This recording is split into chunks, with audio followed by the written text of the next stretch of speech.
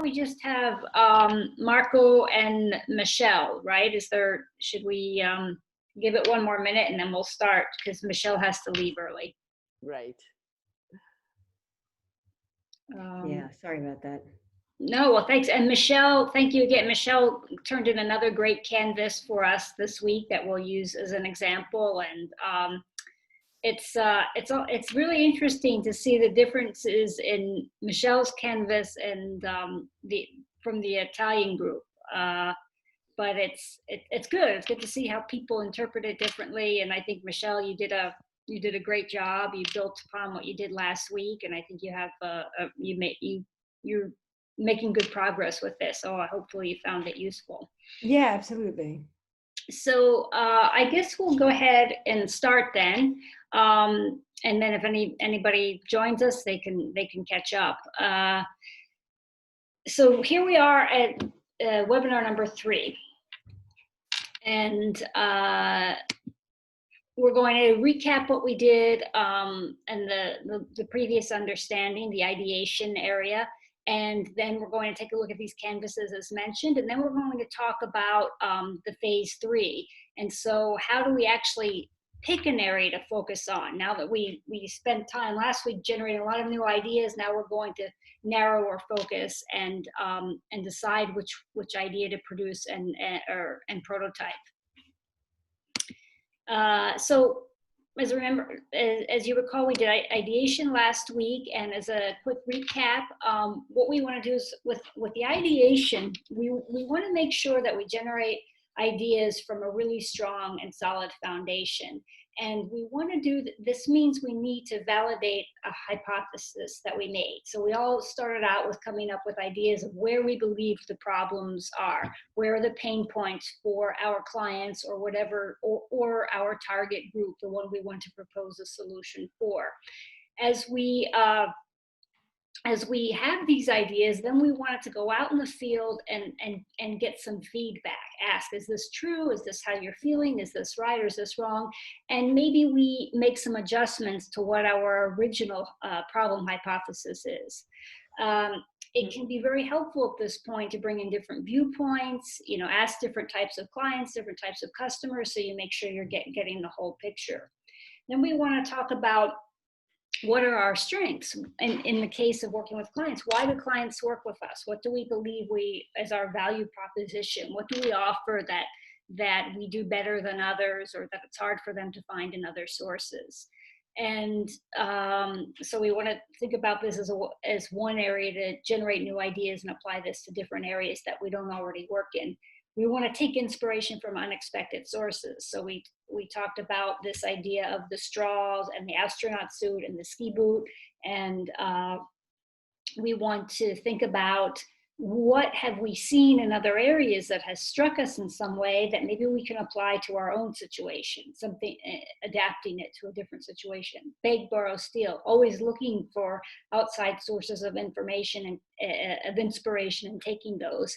And we also want to look at different business models. And I think this is an area, Michelle, you're looking at it in particular. We want to, maybe we sell a product and we want to add a service to it. Or we sell a service, we want to add another service. We want to change our form of revenue from outright sales to some sort of subscription service. So there are many possibilities we have and many points of inspiration to help us generate the new ideas, because sometimes it can be hard to get those wheels turning. I also want to add that, I know we've given these assignments and people are working in isolation, but when you get to the ideation part, it's really helpful to do this with others, because you find that somebody puts something up and thinks of something and it triggers something in you, and then you can build upon your ideas. Anything to add here, Paola?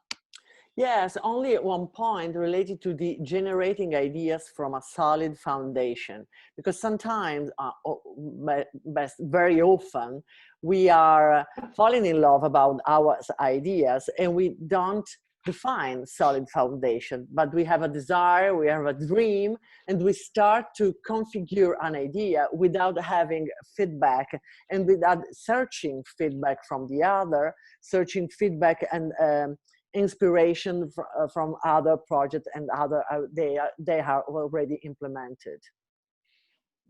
Great, thanks. Well, yeah, definitely we want to validate and make sure we're on the right track before investing a lot of resources into the next step and the next steps.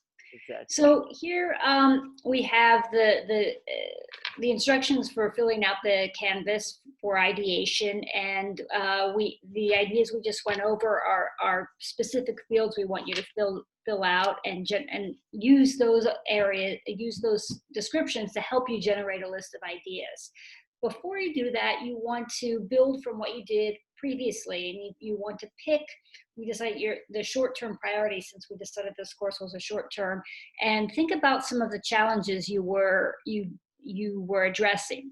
Then we want to make sure you reframe those challenges in a way that talks about what you believe the understanding of the cause of the problem is and what the resulting outcome is. And you want to make sure that when you rephrase the problem, that you're not entering any solutions here, that you have a very clean description of your problem.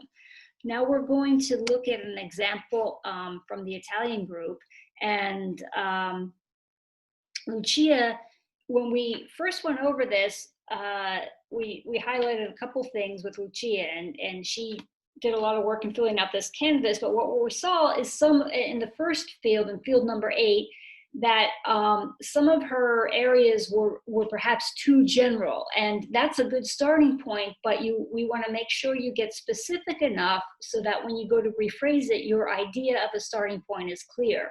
So she wrote here, motivate employees, which is something many organizations want to do in a great area, but why does she want to motivate employees? How? What is the sticking point? So for her to rephrase it, we encourage her to put some things down like, okay, right now people are in smart working, and so it can be hard to motivate employees because people are separate and not feeling involved. They're not sure what's going to happen, and they're not communicating well. So how can we make sure there's employee engagement and clear communication? Otherwise, we risk that people don't have the connection they need while everybody's working remotely. So that became an area that is a more specific problem to focus on, from which you can generate ideas. Think about it, if you want to generate ideas to motivate employees, there's so many things you can do. So it really helps to narrow your focus before you move on. You know, she had some ideas. She was struck by this experiential cocktail bar. So she saw these things, and what we wanted her to do was take these ideas and go to the next step and think, okay, how can I apply these stolen ideas specifically to my situation? So if she liked this cocktail bar idea, how could she put that solution in addressing the problem of motivating employees? You know, what could that be? Happy hour on Zoom with colleagues. I mean, maybe that's not very original now, but that would be the example of applying the cocktail bar experience to her problem of motivating employees who are in smart working. Then she goes on, and she has some other ideas for emotional aspects, alternative business model, areas of strength, and she generated a list from that. If we go on to Michelle's area, and then Paula, I'll let you comment as well after I give a text. Yes, no, thank you. Go ahead, because I'm very interested to see the Michelle fill in of this canvas. Yeah, so Michelle was, I really liked what Michelle wrote. She was very concise, and she talked about short-term priorities. It's very clear, and this is, you know, if you remember from our conversation last week, she talked a little about these areas as well. So here she's like, okay, we know there's shrinking budgets. We know it's a fast-changing tech landscape. So she's talking about these areas that are maybe challenging, she has to keep up with. She rephrased it in some very clear and concise ways. So now it becomes, if she starts to develop solutions for any of these areas or all of these areas, she has a clear path forward. So if we look at, due to shrinking budgets, new pricing models are necessary to attract clients. okay, here's a clear cause. Budgets are shrinking. So she's thinking about how can she change her pricing? How can she change her business model so she can attract clients without, losing all of her profits or working for nothing? Then she started to look at these different areas to spur ideas of solutions. So, software as a service, so advanced skills. This is interesting. Obtain them later as in publishing. Well, I had a question about that. What did you mean by that, Michelle? Yeah, sometimes you write an A4, just summary of a book before the book is written. So try to sell the concept of the book before you sell the book. Okay. Yeah, Thank you. so that's what I was going for. Although I think somewhere on the emotional side, it would be hard for me to sell skills that I don't really have. But I know a lot of people do this. Right, but you could also, right, you're in anticipation or skills that are a natural add-on to what you already do. I Right. think it's fine. It highlighted in blue. I thought I really like that you addressed this emotional aspect, because this is a common problem across many industries. At a certain level of seniority, you're paying for a certain level of expertise, and that costs more. And so then you start to compete against, well, do they want somebody fast and cheap and inexpensive? Where are they looking outside of Europe for other solutions? What level of quality do they want? And there's this whole issue you've touched upon here about the expectations of what people have. What are they getting their money for? Are they going to buy a BMW, or are they going to buy a Fiat Panda? And so where do you fit in with that? And how can you, as a senior, as an advanced consultant with a lot of skills, how can you make sure that you're finding the market that wants that expertise that you offer? Areas of strength. This is to implement quickly new customer wishes, adaptable and nimble. So if we look at this area of strength, how can, I sent Michelle a message earlier, so how can she apply this? This is something you already do, Michelle. You're already very able to adapt and manage and be very flexible with your clients. So how can you do that in another way, in another area? Is there another type of client who needs this type of flexibility? In particular, Yeah, believe me, anything that I can possibly think of, I have tried. And I mean, as far as filling in this canvas goes, I was happy to put some ideas on paper, but as I said, I don't know how realistic, like the hosting solution. Yeah, you need money to do that. That's not something I'm going to just do.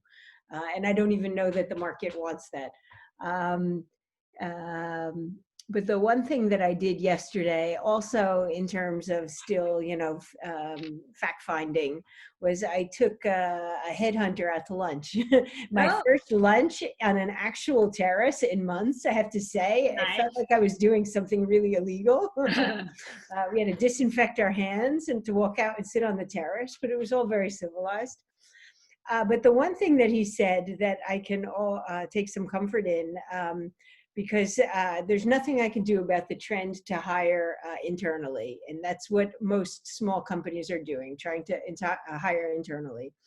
But what he did say was that the consultants who are able to stay external are the ones in a niche market. That's me.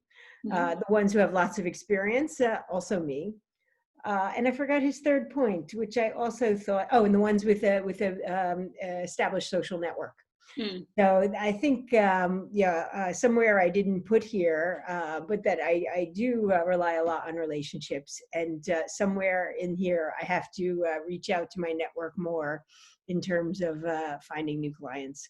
And maybe clients who aren't even considering BI solutions. So I have to, that came in my head after I already did this canvas. Well, that's okay. I mean, the canvas is not set in stone. And if it gets you thinking of new ideas, and I know that you've already done, because we're friends, I also know the amount of work that you've done to get, to acquire new clients, as those of us in consulting have to do. So I appreciate that. But I like though that you started to think, this idea of a hosting solution, right? Maybe that's not practical for you to do right now, but as we get into the next, what we're going to do after this, and I think you have to go, but I can give you the update so you can watch the I video. wait till my phone rings. If it doesn't ring, I'm all right. Okay, then we can talk about how which of these are realistic, which of these do you put on the back burner, which of these do you develop, and how do you go about developing them? Paolo, anything to add for Michelle or comments? Related to the field number 13, I think this is strength related to the stolen ideas and an emotional aspect, because if you have this kind of strength, of course they have a very big impact, for instance, on the software as a service, because you have already understood what are the needs of your customer, and your ability to be, let me say, the betweener between the needs of the users and the use of the software is very powerful. You are the ability to create a bridge, not only for the technical point of view, but also for the emotional aspect between these two fields, the 10 and 12. In the ideal world, yes. Yeah. No, but I think, and we can also brainstorm this at another time, but I think that this is a particularly interesting area too, the fact that you bridge, because sometimes these are very different worlds and different needs, and business and strategy are on one side of the building and IT's on the other, and often they have conflicts. And if you have the ability to link their goals together and help them communicate to each other, that's very powerful. Yeah. Well, thank you. We'll see. Yeah. Stay tuned. So, yeah, fingers crossed. But no, and I think it's really cool that you took the headhunter out and that you're continuing to. Yeah, no, you are motivating me to Otherwise, it's true. break out. Believe but me. you did it. You took the time to do it. You asked questions. You're continuing to build your knowledge. So I think this is all very powerful. And whether you can apply it today or tomorrow, it's not clear. But the more information you collect and the more ideas it stimulates, you can go back and add a few notes on the canvas and really start to shape what you develop. Because this approach is very back and forth, as we talked about originally. It's not just linear. So I think it's great that you continue to do the research. So here we are now at the selection phase. We've come from, we started out with understanding the problem, generating ideas, which we've just seen Michelle and the sample from Lucia. Now we're going to talk, how do we pick which one to focus? How do we prioritize? And how do we move forward with them? So here we have a quote from Robert Frost: two roads diverged in a wood, and I took the one less traveled by. And that has made all the difference. And so when we have a choice to make in all of these, and which choice are we going to take? Since design thinking prescribes a forward-looking outlook, we don't want to try something new just for the sake of being new, but we also don't want to go the old way just because that's what everyone has always done. So we want to make sure we examine our choices, and ideally, if we come up with something very new that hasn't been seen before, we're taking the less traveled road, and we're finding new success in providing something new and meeting a need that hasn't been met previously. Paula, anything to add on selection? But yes, in general, I know that this poet, I love this poet, Frost, wrote a lot of poetry about the selection, about the choice, because it's very important. I think it's the problem of the human being to decide what is the right and the proper way that we have to do what we have to do, and the direction that you have to follow. And only curiosity, also in Italy, we have a very important poet, that is Dante Alighieri, and the Divina Commedia start with very similar phrases. Mi ritrovai per una selva oscura. I was in a wood, and I have to decide to follow a very strange street. So this is the question for all of us, I think. Yeah, it's a common dilemma we face. Exactly. So here we have a case. I mean, I think we all know Apple and know of its enormous success as the most highly valued company in the world right now. And what did Jobs do? What did Apple do in developing the smartphone? Um, how did Apple meet the needs that maybe weren't even known at the time to offer something very different than the Nokia model that we see on the top right. And so you can see the evolution of Nokia models, but they're not that much different.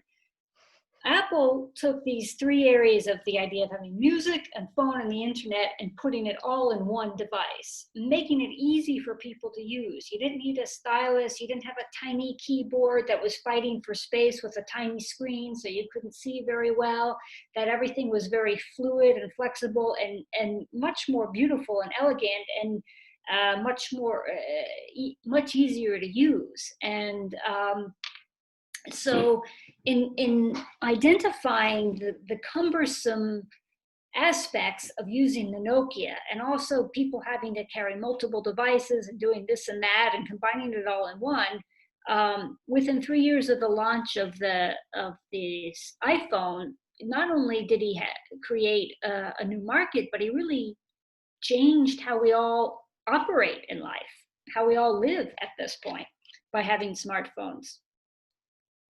If we compare that to Nokia, which was seeing amazing success with their phones, they missed an opportunity. While Apple was working to make an improvement, a massive improvement, a disruptive change, Nokia was making incremental improvements, and they weren't really seeing the big picture and getting to where the pain points were and getting to what people liked and didn't really like. They just kept going and with their models and making some small changes, but in the end, they produced this rather clunky looking device, still with the keyboard and not that much different.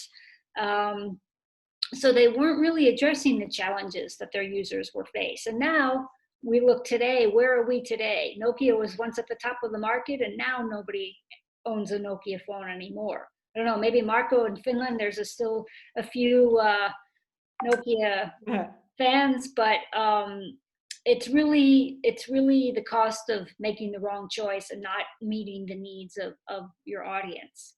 Paula? Yes, if you can go back to the previous slide on Apple, you have to consider that these are in 2007. This is the year in which Apple launched the iPhone, the first model of iPhone 2G. The second slide related to the Nokia are based on 4 years before. In fact, this model is the E7 launched in the 2012. This year, we had already in the third series of iPhone. It means that Nokia didn't observe the market, didn't observe the need of the users. The world was already changed, in the smartphone perspective.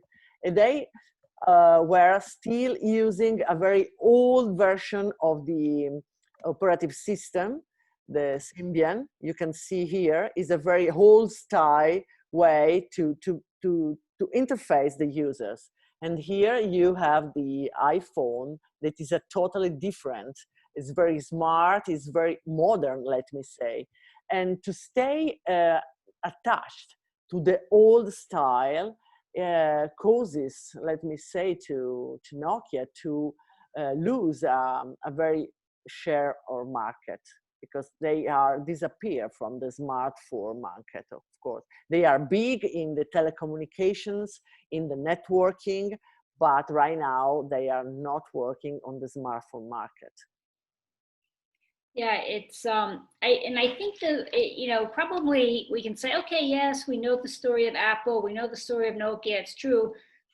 But let's think about this at a level further: is how can we not make the same mistake Nokia did? How can we be the Apple and not the Nokia in this situation? How can we work to understand the needs of who we're designing for? And they may not say what they need. The Nokia users may not have said, I want a sleek, cool device, or they might have just said, I have to remember all this. I have a stylus, the screen's too small. So how can we get to the bottom of that and understand that better? So that way we identify a problem whose needs have not been met, and then we go on to generate solutions based on that need, and how interesting can we be with our solutions as well. So now we have, if we've completed the ideation canvas, we have a long list of ideas, hopefully many ideas from which to choose. So how do we figure out which ones to do? If we're missing information, and this is a great, Michelle, you provided a great example. You thought, maybe I need to go back and find a little bit more.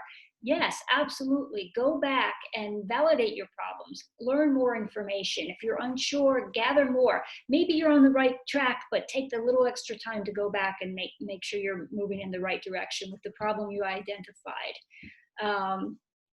Try and fill in any missing information.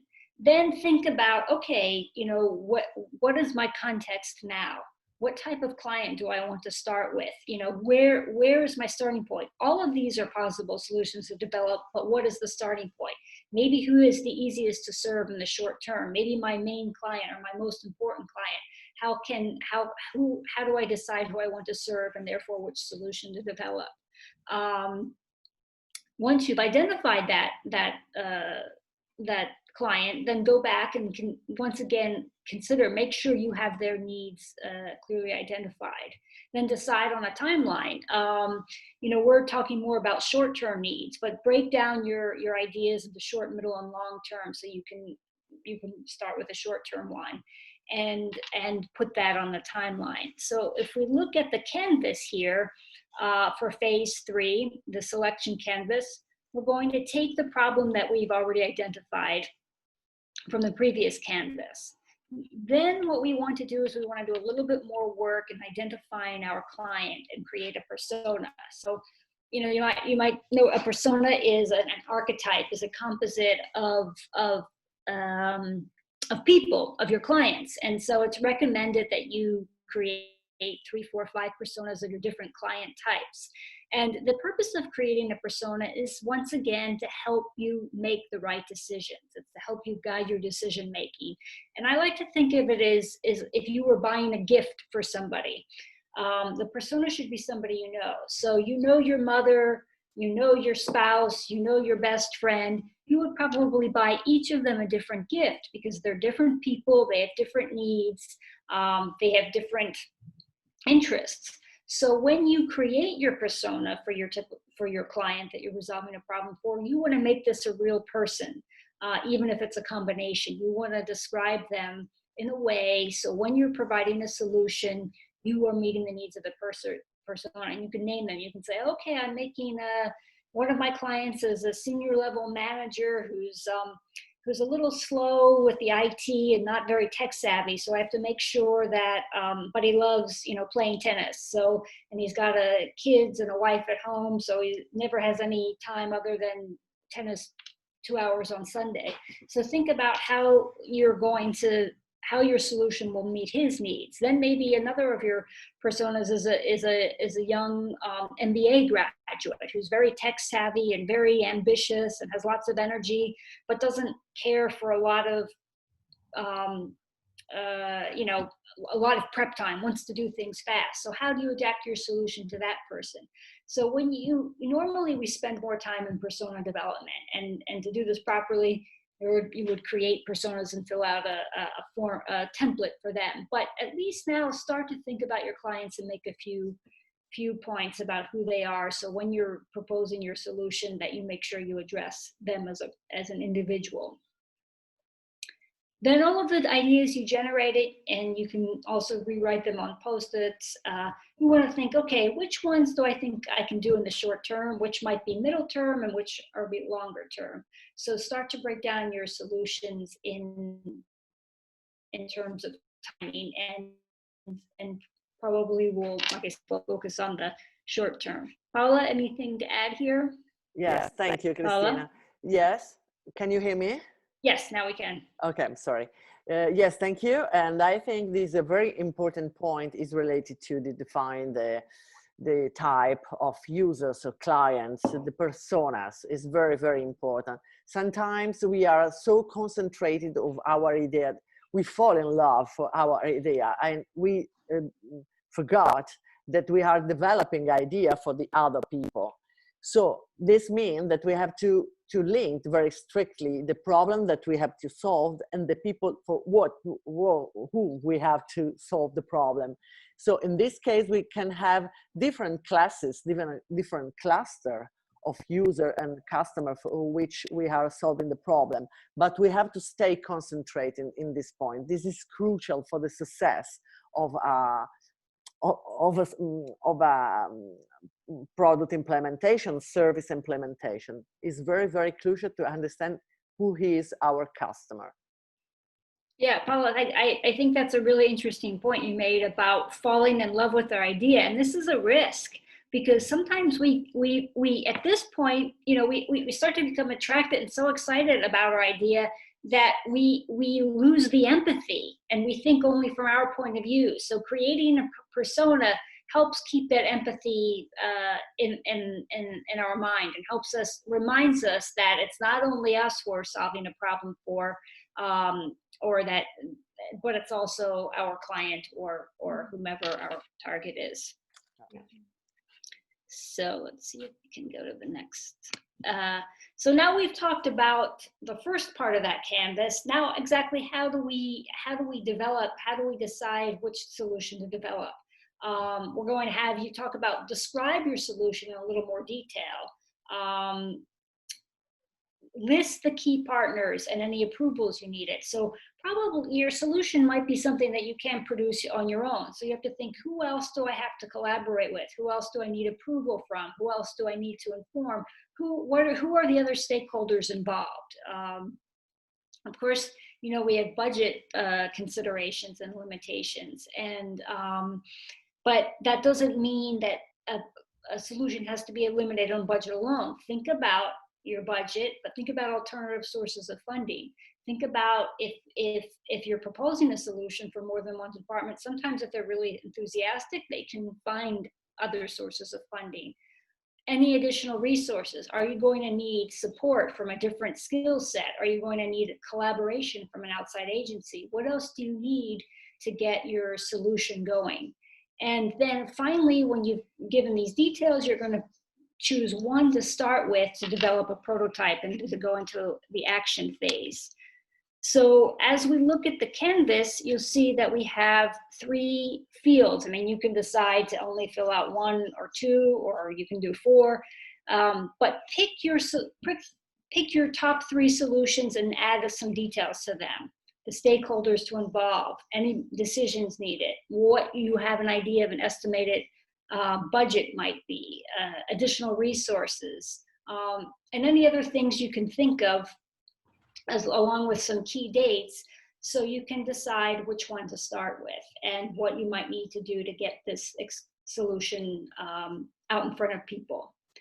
Then after you've done that, think about, before you make your final choice, just list the reasons why you select it. Why are you going to select solution 2 over 3 and 1? What is your motivation? What is your reasoning for selecting the one you will prototype? And then finally, you will pick one that you will select, and then next week we'll talk about how you make a very rapid prototype so you can learn more and move your idea forward.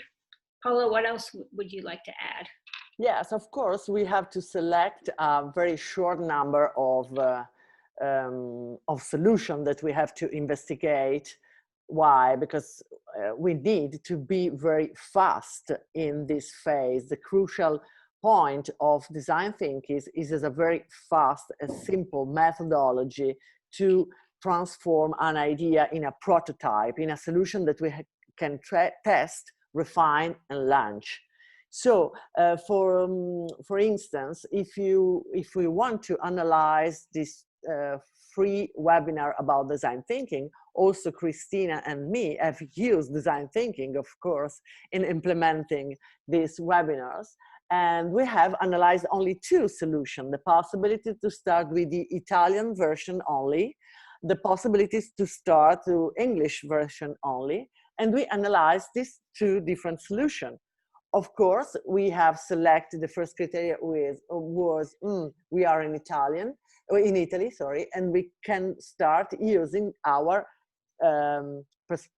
prospect of our customer in Italy. And then if the feedback will be good, we can start also applying this kind of webinar also from our, let me say, Anglo-Saxon customers. When we decide to start with the Italian solution. And we have, of course, defined our stakeholder, our key decision. Of course, for ours was a very small company, Christina and me, and decision was very, very fast, and the budget with the size, one day was very, very simple. But the let me say, the flow of the decision, the flow of all the activity that we have to do is the same.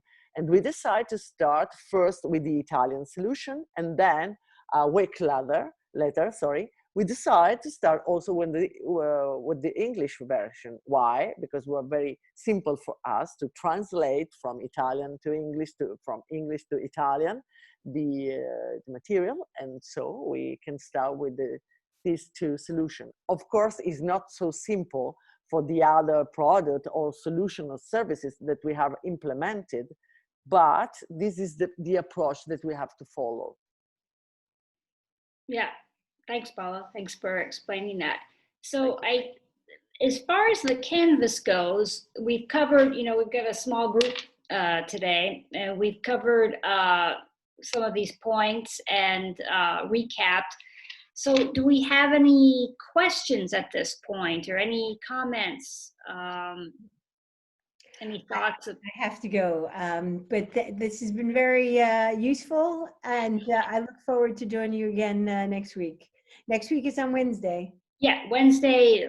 The remaining sessions are on Wednesday. And thanks so much, Michelle, for your Canvas and for the work. Yeah, no problem. No, thanks for the inspiration. Yes, we're very interested. Yeah. Okay. See you next week. Okay. See ya. Yeah. Thanks. Bye-bye. Bye-bye. Thank you.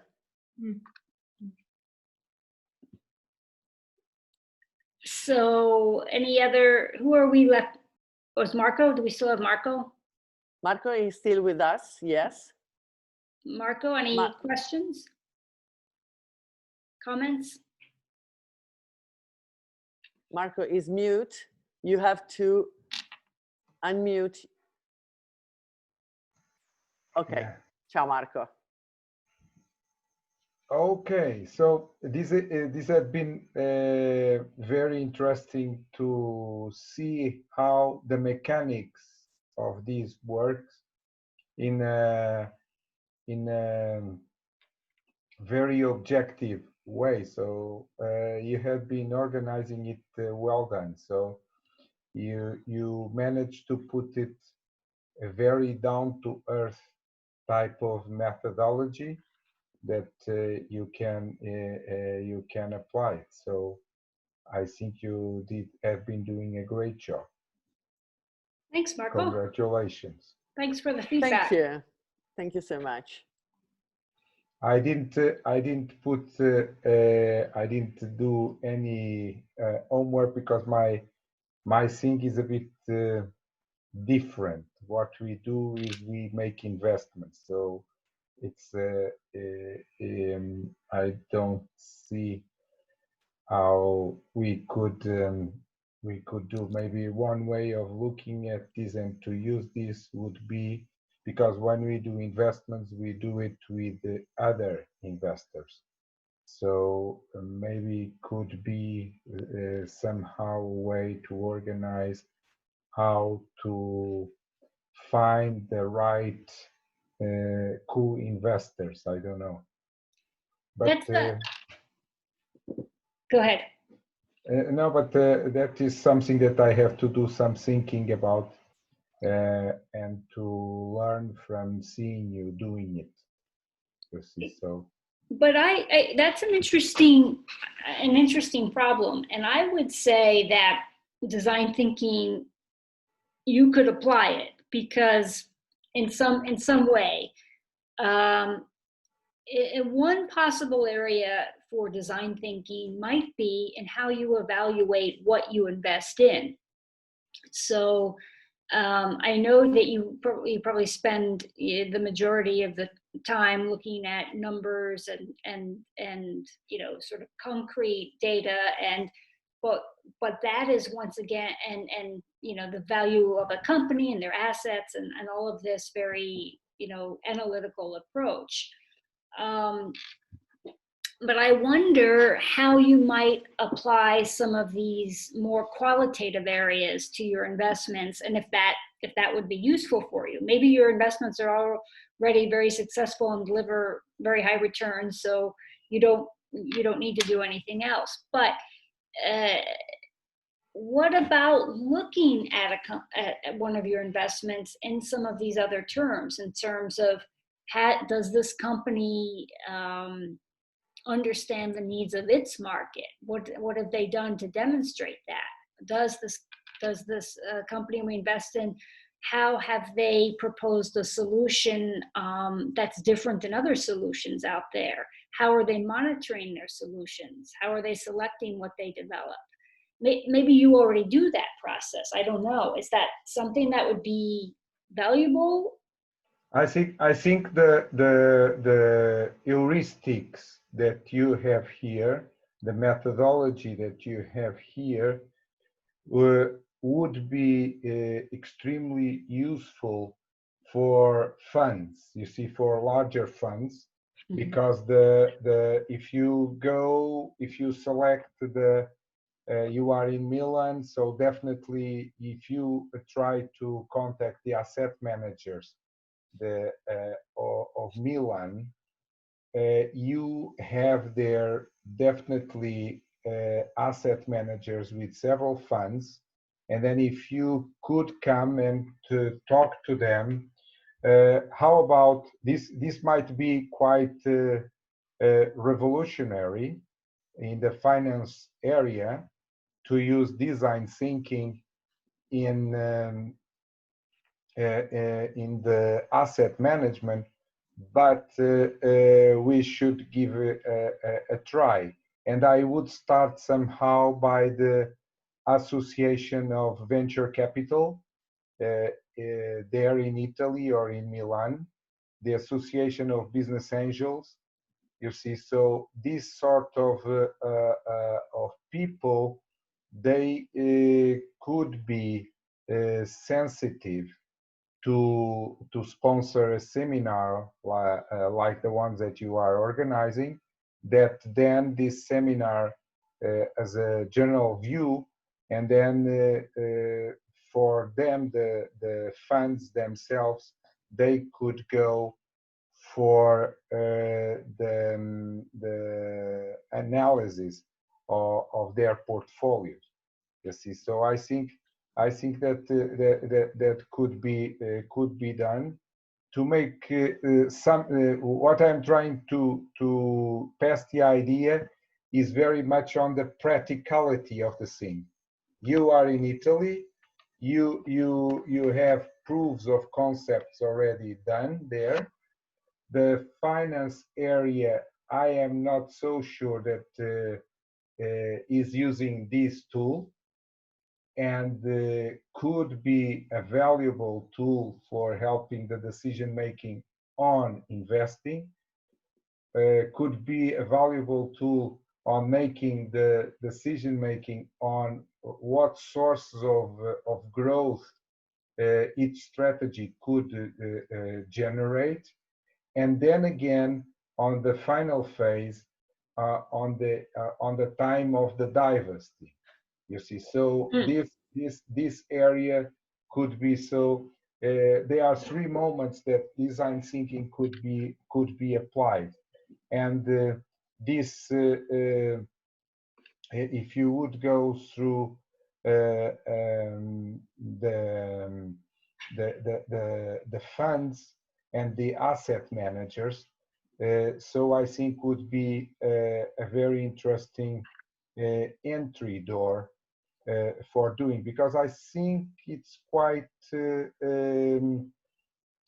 different, the approach, because as you were saying, we are having it very much spreadsheets back and forth, and fortunately the world is not spreadsheets so far. Yeah. You see, so the subjectivity has to be handled, and this is a effective tool to play with subjectivity. You see, so the way I see it is that this could be a very niche market that you could become world leaders on some kind of methodology for the finance area, in the area of selecting investments. Oh, interesting. Thank Mark. That's great. Very helpful. Your analysis of that, and I took some notes on that. So thank you very much for sharing your thoughts with us on that. It brings to mind one thing. Before all of the lockdown happened, one of the things that I've been talking about with one of my clients was doing a design thinking webinar, because they invest in startups. So how do you decide in which startup to promote and support when startups don't have any data, they don't have any income, they don't have any revenue? So how do you decide which startup to choose? And design thinking could be a way for them to evaluate that. But you know, what you said is also interesting about the area of asset management and the funds. So we'll have to talk about that. And thank you very much for sharing your thoughts. Yeah, Yes, because yes, an important feedback for us. Sorry, Marco. yeah, I'm sorry, because the point of the startups is something that doesn't excite me much for several reasons. One of them is that hello. Okay, I stopped sharing. Can you hear me? Okay. Can you hear me? So one of the reasons I try the most of I can to be away of startups is the lack of reliability. You see, Paula doesn't know me, but Christina knows me for many years already. And if there are things that I really appreciate, is reliability. If if I say to Christina that I'm going to do one thing, she knows that I will do it. You see, so, and then when you are in this startup world, you have a lot of PowerPoints, a lot of great ideas, but you don't have reliability. You see, the persons they are committing with you with a certain course of action, then they go and they found another idea and they just dump you. They go for the next one, you see. And it's very interesting that this thing happens. And I don't know if you are familiar with Jordan Peterson. No. This Canadian, this Canadian person that is specialist on the on this psychology. And then Jordan Peterson, he says exactly that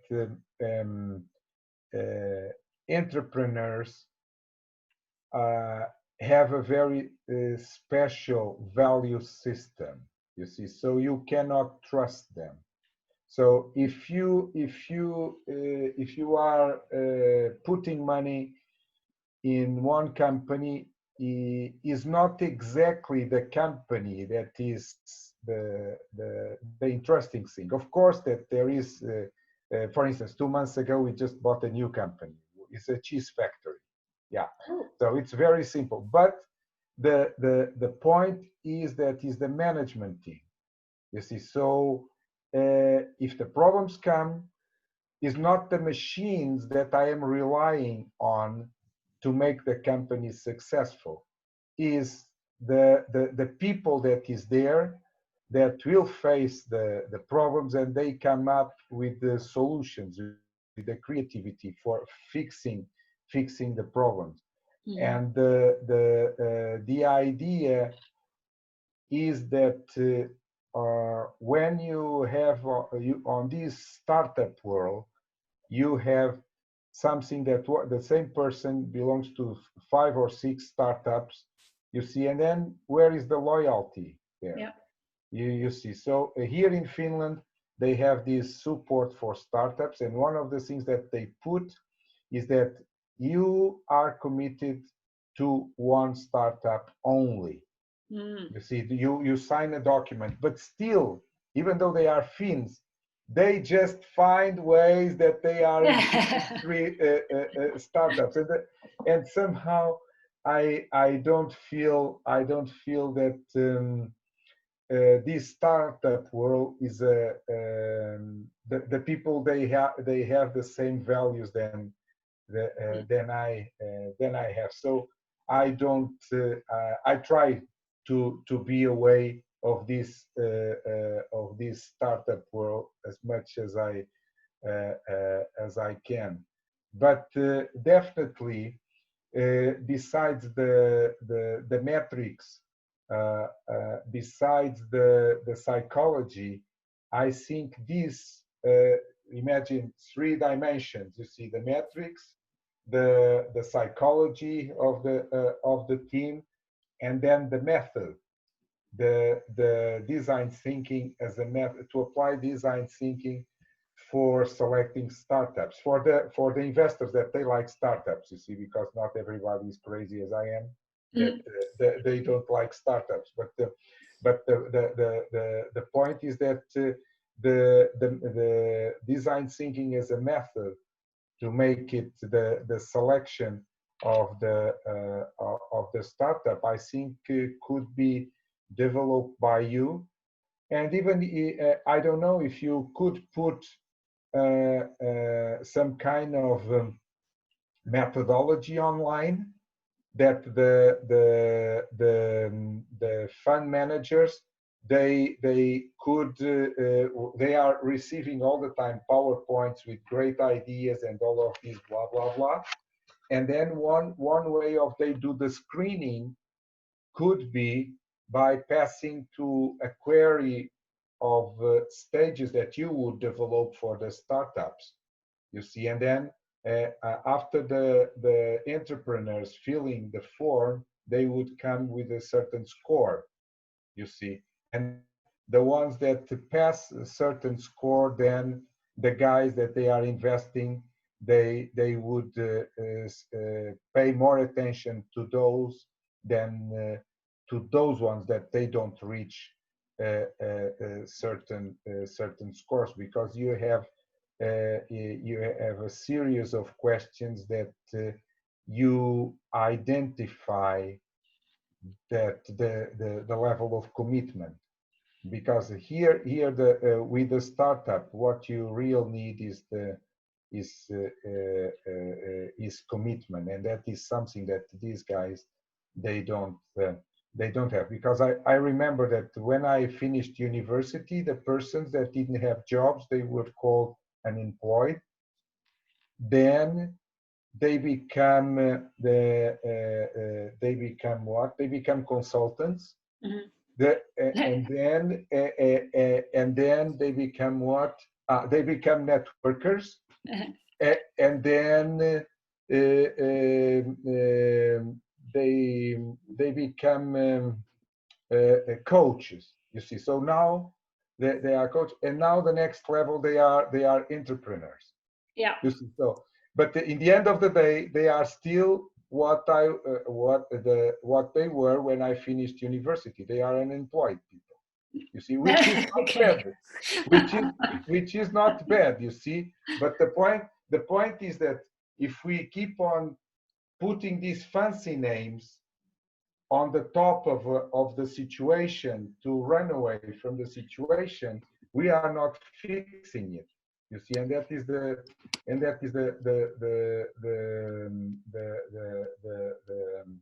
the the challenge. I don't know. I have some doubts that the way we are organizing it is the way that is correct. Because, for instance, and I will shut now, but the point is it's a bit like this. So the government can give a license to the bank to generate money without existing. You see, so I go to the bank, I ask the bank to a certain amount of money, then the bank give me that money that doesn't exist Okay. at all. It doesn't It exist. doesn't exist. You see, it's something that the people, they find it very weird. You see, but how come that the money doesn't exist? No, the money doesn't exist. What exists is a license that a government, because it's got the monopoly of violence, can make sure that a person, entity A, because it's got the license, can generate money, and the other one that doesn't have got license doesn't generate money. 99% of the money that exists in the world is created out of thin air, is banking money. The only money that is backed by something is the money generated by the central banks. And this is less than 2% in the world. You see, it's the notes and the coins, and that's it. You see, and then so if we accept a system that we are giving money out of nothing to the banks, why don't we accept a system that we have a universal base income for the persons? You see, so it's the same thing. You see, so Yeah, no, I think this is fascinating, and I'm sorry to cut you off, but we have to close the session. But anyway, we might follow up with you on this, and I really thank you for explaining all of that. It's really interesting, and thanks too for your feedback. And we'll be in touch. But very interesting. Yes, it's very interesting, and maybe we can have another conversation with you in order to analyze in depth this possibility to using design thinking with startup and analyzing other problems. But thank you very much to stay with us, and I hope we can see you also in the next week, next Wednesday, to the other meeting with us. Thank you, Marco. Thank you. Bye Ciao bye. Marco, ciao All right, thanks. Cristina. Ciao, Marco. Ciao, thanks, Paola. See you, bye bye.